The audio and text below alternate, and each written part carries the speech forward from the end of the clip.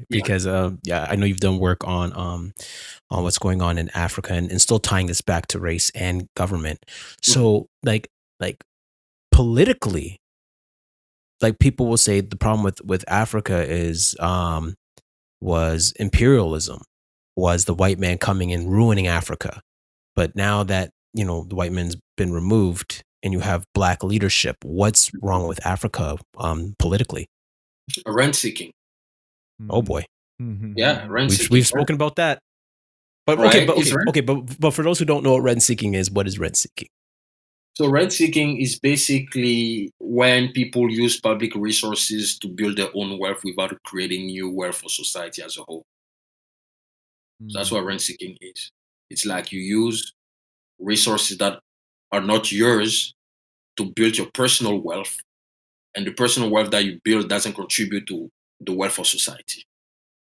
Like we call them lobby groups Yeah, that lobby the government. exactly. Yep, Yeah. lobby groups, log rolling. Yep, those things. Yeah. So what's wrong? So what would you say is the problem with what's going on with the political system in certain African countries? I should say. Well, first of all, the rule of law is something that is not it. Okay, so the rule of law in Africa is not applied. You see, in Western countries, the rule of law it's a cultural thing. If there's one thing that white people successfully did was to develop a cultural behavior of the rule of law. So they always made sure that they respect what they wrote. So whatever is written in the constitution, or whatever policy or regulation that is written, they respect it. They apply it on themselves too. In Africa, it is extremely rare to see a head of state leaving power on his own. That's why you always see coup d'etat there.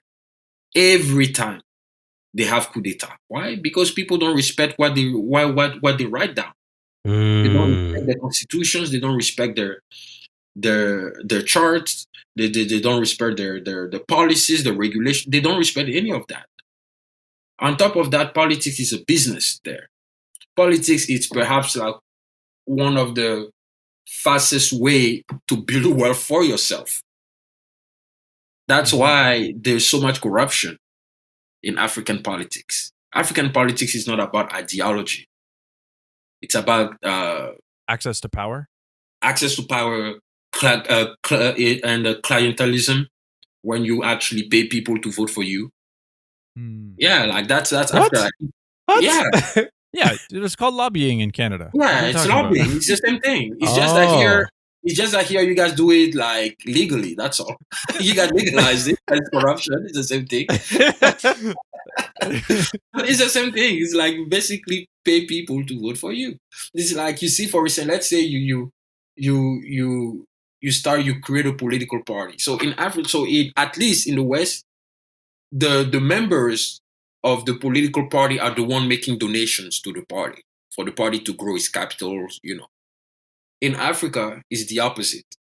You have to have a lot of money in order to start in politics, because you're the one that will be feeding your voter, your members of the party, so that to incentivize them to vote for you. Like, most people don't understand why they even vote there. Because we don't do politics based on ideology. It's based on the person you like, or he's from the same tribe as yours, and stuff like that. That's why. And we don't have, as I said, we did not develop a cultural behavior of the rule of law. We never prioritized the law to be the thing above anything else. We never subject ourselves to the law. Our vision of the law has always been that of Louis XIV, like Le Roi Soleil, I am the law. So whoever is in power is the law, right? So it's those things that basically made Africa pretty backward, specifically in the political sense. We never respect our institutions. We have a huge issue with respecting the law of our institutions. In America, we strongly respect the institutions, and not just in America, but in the West, we respect our institutions. That's why Western countries are so advanced, because they understood that in order to build a stable society where we can create value on wealth, we need to have a society that is peaceful. Mm-hmm. Money doesn't like a place where there is no stability. You cannot have money if there is no stability. Right. Mm-hmm. We did an episode where we were talking about, foreign aid. I can't remember the episode off the top of my head. I'll probably put it in the show notes page. But, what you were discussing about power and corruption and, I can't remember the term you used for it, but I jokingly referenced lobbying here. The issue we identified, and a lot of economists have identified with foreign aid, is that you're essentially funding those people who don't have a vested interest in actually bringing up the wealth of their nation, but actually they're using those funds to maintain their political power. Mm-hmm. And so it's like, giving out just enough breadcrumbs to, sort of perceive that the foreign aid is effective. And I'm just curious if you have maybe done some work on that or some insights onto the failures of foreign aid. No, I haven't done any particular work on this yet, but you're actually pitching a new idea here. That I should do more research and do and conduct a statistical analysis on the impact of foreign aids on on the creation, or should I say the improvement of people's economic condition. So no, but I haven't done any specific work yet. Mm-hmm. But I think the culture that you're describing is why the foreign aid, at least from the research we did, what we brought up in that episode, demonstrates that it really isn't achieving the means, because there's rent seeking that goes on, and you're giving the money to corrupt political leaders. Exactly. No, absolutely. Yeah, it's political leaders there. We don't have strong audits. We don't. It's you see, all of this about the rule of law. The rule of law is simply an idea.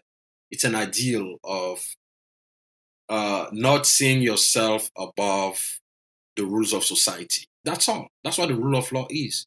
Yeah. Is that everyone is subject to the same laws. Mm-hmm. Whether you're the president or you're a shoemaker, the law applies to everyone else. Maybe sure the treatment might be different, but the law applies to everyone else. Mm-hmm. But in Africa, we did not develop that. We have because African culture, we have that cultural feature of having a respect for our elders, a respect for the authoritative figure. So when you are in a position of power, we consider you as the authoritative figure. And therefore, whatever you say, specifically for people who are not that educated, they will just blindly follow what you're saying without really questioning. But that was the same in Europe too during the Middle Age. It was the same too. That's when, liberalism came, when people start questioning the decision making of authoritative figures, the church, the kings, the emperors. People started to question their decision making. That's when liberalism was created as a principle and as a political ideology. Mm-hmm. So, but liberalism is not applicable in our culture, in African culture, because African culture is not a liberal culture, in the sense that in African culture, you don't get to question authority like that. Okay. I kind of like. Hold, I was gonna say.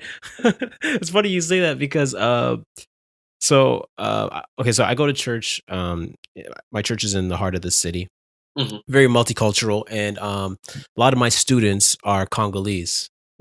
Right. And so when they're about to graduate school or whatever, and I'll give them my advice about doing what they want to do. They say, well, no, my parents tell me what to do. They tell me what my career is going to be. And I'm like, well, no, they can't tell you what your career is going to be, because it's your life and you're grown. I'm like, yo, you a grown man.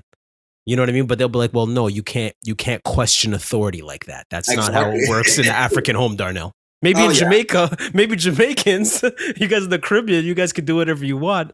But he's like, is us Africans? Nah, man, we No, can't do what we want. that, yep. Now you understand it's in African culture. That's what I meant. But interestingly, for me, it wasn't really the case.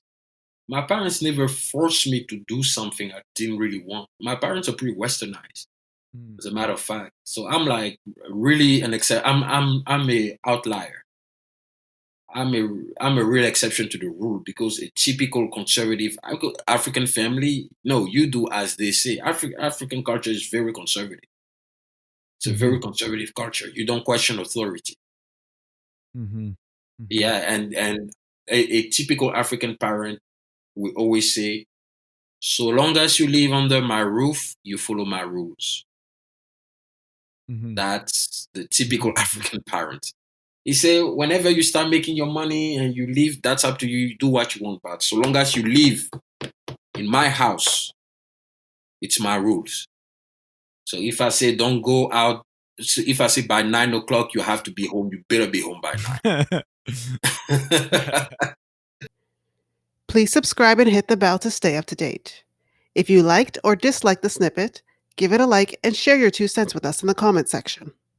And remember, 6 cents makes change.